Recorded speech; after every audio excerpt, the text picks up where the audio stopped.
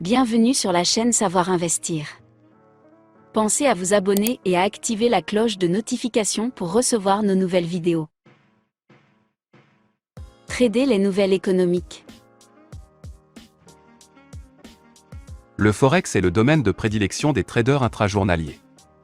De nombreuses positions sont ouvertes et clôturées en l'espace d'une seule session de trading. Comme il y a tant de traders si actifs sur le marché des changes, les nouvelles financières importantes et ou inattendues peuvent facilement engendrer de fortes fluctuations. La publication mensuelle des chiffres de l'emploi américain, également connue sous le nom d'emploi non agricole, est un exemple bien connu d'actualité ayant un impact fort sur le Forex. Les prix des devises majeures, les 5 paires de devises les plus importantes, dont le dollar fait toujours partie, sont souvent très volatiles juste avant, et encore plus juste après la publication de ces données. Élaborer une stratégie de trading à partir de ce genre d'actualité économique peut être passionnant, amusant et potentiellement très rentable. Mais on peut aussi perdre de l'argent à vitesse grand V si on prend ça à la légère. Comment trader les nouvelles économiques? Il arrive que des nouvelles économiques capitales aient un impact à long terme sur les mouvements du prix d'une paire de devises. Elles peuvent même agir comme un catalyseur et provoquer un véritable renversement de tendance.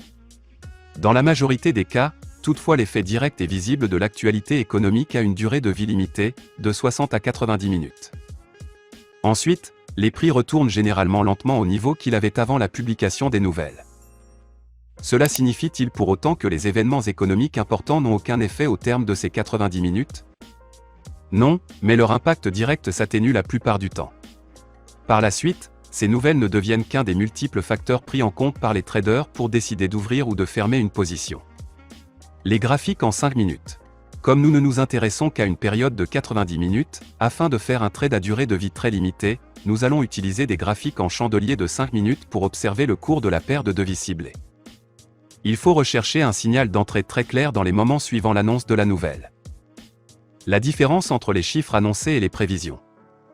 Normalement, plus l'écart entre les chiffres publiés et les prévisions qui avaient été faites est grand, plus la réaction du marché est excessive. Cela paraît bien entendu tout à fait logique. Quand on s'attend à ce qu'il y ait 100 000 emplois non agricoles en plus et que cela se produit effectivement, cela se reflète déjà dans le cours de devises. Dans ce cas, il est moins probable que le marché soit influencé par la publication des chiffres. La direction n'a pas d'importance. Même s'il semble évident, d'après les conséquences de l'événement, que le prix d'une paire de devises prendra telle ou telle direction, cela ne se passe pas toujours comme prévu. Il ne faut donc pas trop miser dessus. Il peut paraître logique que le cours du dollar américain augmente suite à une hausse inattendue des chiffres des emplois non agricoles, mais ce n'est pas une certitude. Oui, c'est vrai, une baisse du chômage est bonne pour l'économie, et par là, pour le dollar. Toutefois, l'astronomique dette nationale américaine peut inquiéter les traders, qui accueilleront avec tiédeur la nouvelle surprise de la bonne santé du marché de l'emploi américain. À son tour, cette réaction mitigée fera réaliser aux traders qu'une hausse du dollar est plus risquée qu'une baisse, et ils se mettront tous à vendre du dollar. Résultat, le cours du dollar chute malgré de bons chiffres de l'emploi. Ce que vous devez rechercher, c'est une réaction claire, même si elle n'est pas forcément logique. Consultez le graphique en chandelier de 5 minutes pour l'euro USD au moment de l'annonce des chiffres de l'emploi américain. Après la publication des chiffres, il faut regarder comment clôturent les deux premières bougies. C'est seulement quand elles clôturent dans la même direction que l'on peut se lancer sur le marché. Des stops serrés. On peut utiliser des stops serrés puisque l'on recherche une direction nette. Si un retracement se produit, la position sera rapidement fermée. Même si c'est dommage, cela permet de limiter les risques. Cette configuration se fonde sur la supposition que le prix évolue dans une direction bien définie après l'annonce de l'événement, comme nous l'avons dit plus haut, la direction en elle-même n'a aucune sorte d'importance. Quand l'évolution du prix s'avère incertaine, mieux vaut fermer la position. Les trailing stops. L'idée, quand on trade sur l'actualité, c'est de profiter au maximum de la hausse ou de la baisse temporaire. Mais, comme il est difficile de prédire jusqu'où celle-ci peut aller, fixer un objectif de rentabilité n'est pas la meilleure méthode. Comme nous l'avons vu, il faut placer le stop près du point d'entrée. Quand le prix commence à évoluer dans la direction qui vous arrange, mieux vaut mettre à l'abri au moins une partie des bénéfices. Il y a principalement deux façons de le faire en utilisant un trailing stop ou en bougeant manuellement votre stop.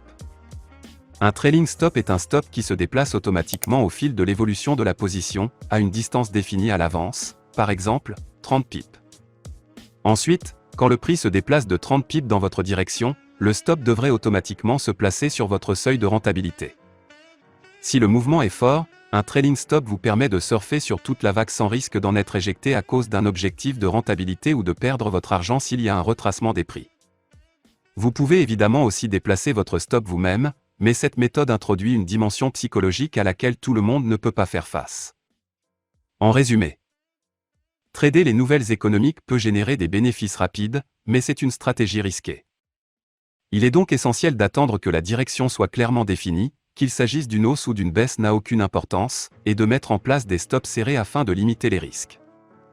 Quand les choses se passent bien, ne fixez pas d'objectif de rentabilité et laissez vos stops se déplacer en suivant les prix, préférablement à l'aide d'un trailing stop.